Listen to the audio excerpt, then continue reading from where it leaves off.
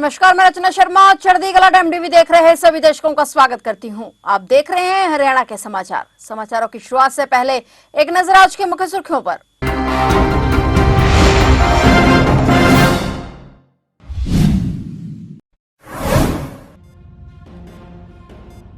कैथल में धूमधाम से मनाई गई महाराजा शूरसेन जयंती। सीएम नायब सैनी ने की शिरकत, सुरक्षा के पुख्ता इंतजाम।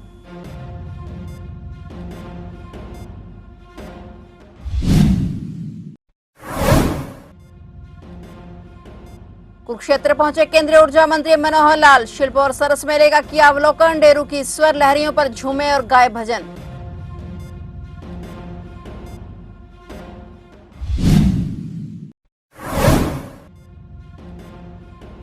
दिल्ली कूच के लिए किसानों का प्लान तैयार। 6 दिसंबर से पैदल मार्च। हरियाणा में 4 जगह रुकेगा जत्था।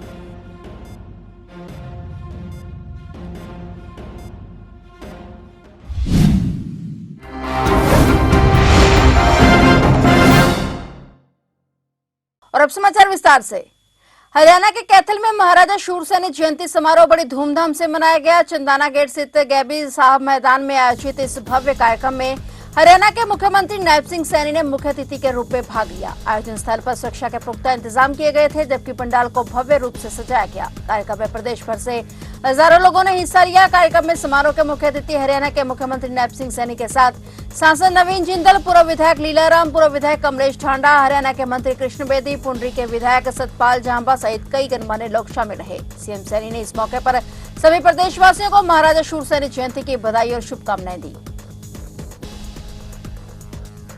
आज इतनी भारी संख्या में आज पूरे प्रदेश से आज इस महाराजा शूरसेन जी की जयंती के अवसर पर इतनी भारी संख्या में कोने कोने से आए समाज के सभी महानुभाव का, मातृशक्ति का, खास करके दोनों हाथ जोड़ करके मैं मातृशक्ति को प्रणाम करता हूं।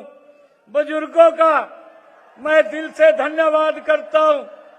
युवा साथियों को मैं प्रणाम करता हूं।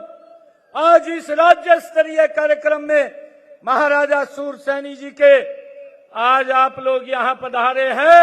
मैं दोनों हाथ जोड़ करके आप सबको प्रणाम करता हूं, राम राम करता हूं, जय श्री राम बोलता हूं।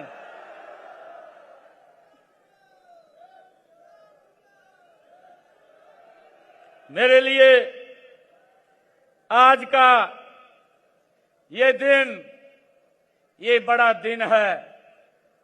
भगवान श्री राम के परम भक्त श्री हनुमान जी की जन्मस्थली और ऋषि मुनियों की तपोभूमि कैथल में आज महाराजा शूरसेन जयंती मनाई जा रही है। मुझे इस राज्य स्तरीय समारोह में आप सबके बीच आकर बड़ी खुशी का अनुभव हो रहा है। सबसे पहले मैं इस पावन अवसर पर महाराजा शूरसेन जी की को शीश नवा करके मैं प्रणाम करता हूं। आप सभी को जयंती की बहुत बहुत बधाई और शुभकामनाएं देता हूं। केंद्रीय ऊर्जा मंत्री और प्रदेश के पूर्व मुख्यमंत्री मनोहर लाल आज रविवार सुबह ही अंतर्राष्ट्रीय गीता महोत्सव में पहुंचे, जहां उन्होंने ब्रह्म सरोवर तट पर शिल्प और सरस मेले का अवलोकन किया। केंद्रीय मंत्री कलाकारों द्वारा दी जा रही प्रस्तुतियों को देख गदगद हो उठे और डेरू की स्वर लहरियों पर झूमने लगे। उन्होंने रोहतक से आए कलाकारों के साथ भजन भी गाए तो कलाकारों और शिल्पकारों का हौसला भी बढ़ाया। इस दौरान उन्होंने कुरुक्षेत्र के 48 कोस तीर्थों के विकास को लेकर कुरुक्षेत्र विकास बोर्ड के अधिकारियों के साथ बैठक भी की तो वहीं ज्योतिसर तीर्थ पर भी पहुंचे और वहां पर चल रहे विकास कार्यों का जायजा भी लिया। इस दौरान उन्होंने पत्रकारों से भी चर्चा की तो कहा कि भारत के पास गीता के रूप में बड़ी विरासत है और आज दुनिया भर में हर समस्या के निवारण के लिए भारत की ओर से निहारती है। अंतर्राष्ट्रीय गीता महोत्सव विशाल रूप ले चुका है और आज हर देश इससे जुड़ने के लिए लालायित है और भारत को दुनिया भर के लोग एक विशेष दृष्टि से देखते हैं। केंद्रीय ऊर्जा मंत्री ने कहा कि केंद्र स्तर पर इस तरह से तैयारी चल रही है कि अगले वर्षों में कहीं पर भी ऊर्जा की कमी न रहे। वर्ष 2047 तक हर तरह से आपूर्ति पूरी हो, इसके लिए हर प्रदेश में दौरे कर तैयारियों को सिरे चढ़ाया जा रहा है। मुझे बहुत प्रसन्नता हो रही है कि ये हमारा अंतर्राष्ट्रीय गीता जयंती का जो महोत्सव है 2016 में शुरू किया था और इस बार ये 9वां वर्ष है जब लगातार अंतर्राष्ट्रीय स्तर का गीता जयंती का ये महोत्सव ये मनाना शुरू कर दिया है। और इसका जो मुख्य कार्यक्रम है जैसे मुझे पता है कि 5 दिसंबर से लेकर और 11 दिसंबर तक रहने वाला है। वैसे कुल मिलाकर ये 17-18 दिन का कार्यक्रम चलता है। आज इसकी व्यवस्थाओं को समझने देखने के लिए और हमारे जो केडीबी के जितने भी पदाधिकारी हैं सदस्य हैं उन सब से जो बैठ के बातचीत हुई है उसके अंदर ये अच्छे प्रकार से इसके व्यवस्थित ढंग से योजना सब बन जाए ऐसी चर्चा की है। और विकसित भारत की तरफ ले जाने के लिए प्रधानमंत्री जी ने आह्वान किया 2047 तक। मैं समझता हूं कि विकसित भारत का मतलब है कि देश की अर्थव्यवस्था ये सुधरे, ये अच्छी हो, तभी ये देश विकसित भारत बनेगा। और उसमें मूल जो अगर आवश्यक एक चीज को मैं कह सकता हूं तो ऊर्जा है। ऊर्जा के माध्यम से ही अपने देश की प्रगति को, यहाँ के उद्योग को, यहाँ के रोजगार को, यहाँ की बाकी सुख सुविधाओं को आगे बढ़ा सकते हैं। तो ऊर्जा की मांग निरंतर बढ़ रही है और ये निरंतर बढ़ने वाली मांग 2047 तक इसकी आपूर्ति भी पूरी हो और मांग के हिसाब से लोगों को ऊर्जा की किल्लत न आए, इसकी हमने प्लान बनाई है। और हर प्रदेश इसमें आगे बढ़ने के लिए तैयार है।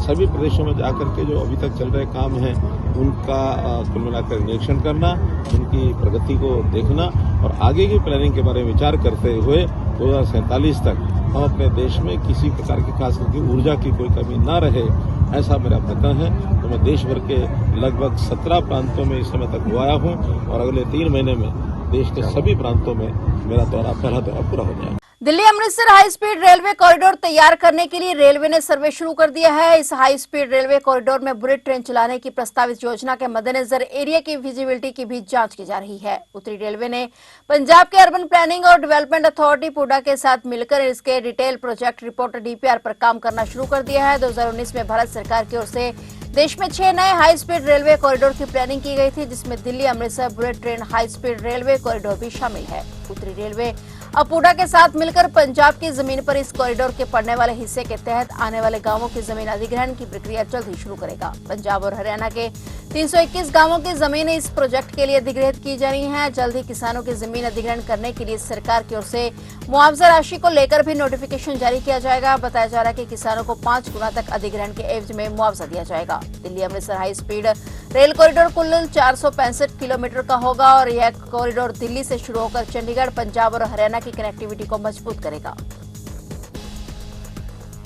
13 फरवरी से शंभू बॉर्डर पर बैठे किसान सभी फसलों पर एमएसपी दिए जाने की मांग को लेकर 6 दिसंबर को दिल्ली के लिए पैदल मार्च शुरू करेंगे। संयुक्त किसान मोर्चा की ओर से चंडीगढ़ में हुई बैठक के बाद आंदोलन को आगे बढ़ाने के लिए किसान जथेबंदियों ने यह फैसला किया है। हरियाणा में 4 जगह पर जत्था रुकेगा, जिसमें अंबाला, मोड़ मंडी, खानपुर जटा और पिपली शामिल हैं। संयुक्त किसान मोर्चा के नेता सरवन सिंह पंदेर ने इस संबंध में जानकारी दी। उन्होंने बताया कि सुबह 9 से लेकर 5 बजे तक उनका दिल्ली के लिए रोजाना मार्च जारी रहेगा और अगर रास्ते में समय पर वह तय जगह नहीं पहुंच पाए तो वह सड़क पर ही मोर्चा लगा देंगे। इसी तरह मोर्चे की तरफ से सोमवार से वॉलंटियर को जोड़ने के लिए भी मेंबरशिप ड्राइव भी शुरू की जाएगी। दोपहर 3 बजे के बाद मोर्चे के सोशल मीडिया अकाउंट पर इस संबंध में फॉर्म उपलब्ध करवाए जाएंगे। और पंदेर ने कहा कि केंद्रीय राज्य मंत्री रवनीत सिंह बिट्टू और हरियाणा भाजपा के मंत्रियों ने भी कहा था कि अगर किसान बिना ट्रैक्टर ट्रॉली के दिल्ली कूच करना चाहते हैं तो उनको कोई एतराज नहीं है। मैं उनसे अपील करना चाहता हूं कि वह अपने इस बयान पर दिल्ली कूच के दौरान कायम रहें और अगर किसानों पर किसी भी तरह की त्रासदी की जाती है तो उससे सरकार की मंशा साफ हो जाएगी। किसानों की तरफ से किसी भी तरह का विरोध नहीं किया जाएगा और वह सिर पर कफन बांधकर हर जबर जुल्म सहने के लिए आगे बढ़ेंगे।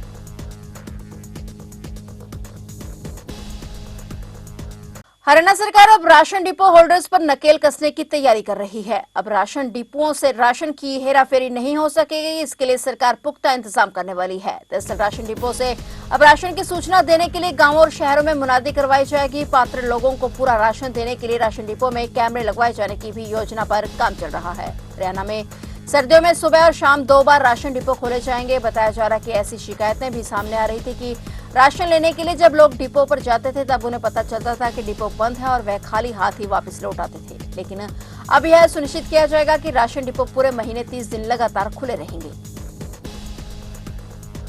अखिल भारतीय कांग्रेस कमेटी की महासचिव, पूर्व केंद्रीय मंत्री और सिरसा की सांसद कुमारी शैलजा ने हरियाणा के सीएम नायब सिंह सैनी को पत्र लिखा, जिसमें उन्होंने कहा कि वे आपका ध्यान जिला फतेहाबाद के रतिया में हरियाणा पंजाब को जोड़ने वाले स्टेट हाईवे और फतेहाबाद रोड से महिला कॉलेज तक जाने वाली सड़क के निर्माण के संदर्भ में आकर्षित करना चाहती हैं। कुमारी शैलजा ने पत्र में लिखा कि मेरे लोकसभा क्षेत्र सिरसा के नगर रतिया में हरियाणा और पंजाब के जोड़ने वाले लोगों को काफी परेशानी होती है। रात में आए दिन सड़क हादसे होते रहते हैं। दिन में लोगों को दूसरे रास्तों से होकर आना जाना पड़ता है, जिससे समय और धन दोनों की बर्बादी होती है। दूसरी ओर रतिया में फतेहाबाद रोड से महिला कॉलेज तक जाने वाली सड़क का निर्माण कार्य भी अधूरा लटका हुआ है। ठेकेदार ने सड़क तोड़ तो दी, पर उसे अभी तक नहीं बनवाया गया है। इस रोड से होकर प्रतिदिन हजारों छात्राएं कॉलेज आती है और आती हैं, जिन्होंने काफी परेशानियों का सामना किया है और आगे भी कर रही हैं। हर समय धूल उड़ती रहती है, हादसों का डर रहता है। उन्होंने ये भी कहा कि मुझे आशा है कि आप इस समस्या के बारे में संज्ञान लेते हुए दोनों सड़कों का निर्माण कार्य जल्द से जल्द पूरा करवाने के निर्देश देंगे, जिससे लोगों को परेशानी का सामना न करना पड़े।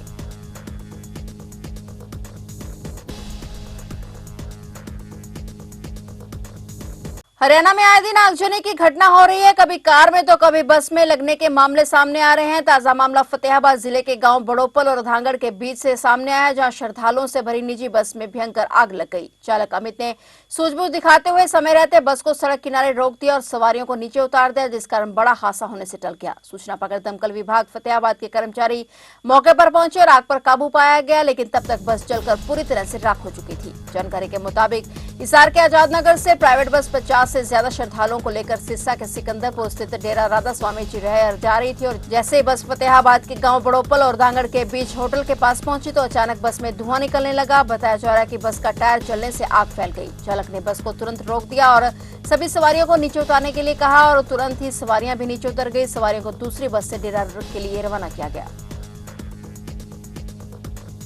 हरियाणा टैक्स बार एसोसिएशन द्वारा आयोजित विद्या टैक्स सम्मेलन 2024 का कैथल के निजी होटल में आयोजन हुआ, जिसमें देश भर से पहुंचे अधिवक्ताओं और विशेषज्ञों ने भाग लिया, जिसमें सुप्रीम कोर्ट और हाई कोर्ट के वरिष्ठ अधिवक्ता भी शामिल हुए। वक्ताओं ने आयकर और अन्य कानूनी विषयों पर अपने विचार साझा किए। उन्होंने कर कानून के बदलते परिदृश्य और आने वाली चुनौतियों पर गहन चर्चा की। इस सम्मेलन का उद्देश्य कर कानून के क्षेत्र में जागरूकता बढ़ाना और पेशेवरों को एक ऐसा मंच प्रदान करना था, जहां वे अपने विचारों और अनुभवों का आदान प्रदान कर सके। हमारी Haryana tax bar association registered बहुत पुरानी संस्था है, मोर देन 35-40 ईयर्स। और इसके साथ में आज हमने all India tax lawyers association उसको भी आमंत्रित किया और हमने उनको साथ लेकर के एक ये संदेश दिया कि जो टैक्स के वकील पूरे भारत में प्रैक्टिस कर रहे हैं टैक्सेशन के अंदर में, वो बखूबी से अपना जो कर्तव्य निभा कर रहे हैं। और आज लर्निंग सेशंस भी थे, हमारे टेक्निकल सेशंस थे, जिनके अंदर में हमने डायरेक्ट और इनडायरेक्ट टैक्सेस पर, जीएसटी और इनकम टैक्स पर जो हमारे स्पीकर्स बुलाए, उन्होंने टॉपिक्स कुछ चूज करके उनके ऊपर में जो है 1.5 घंटा लगभग हमारे सेशंस हुए। तो लर्निंग सेशन में ये हमारा एक टेक्निकल सेशन विद्या के नाम से हमने यहाँ आज गोष्ठी की थी। और हमारा एक उद्देश्य ये था कि हमको समय समय पे जो कानून से पारंगित होने के लिए, उनको जानने के लिए हमें अपने टेक्निकल सेशन बढ़ाने होंगे।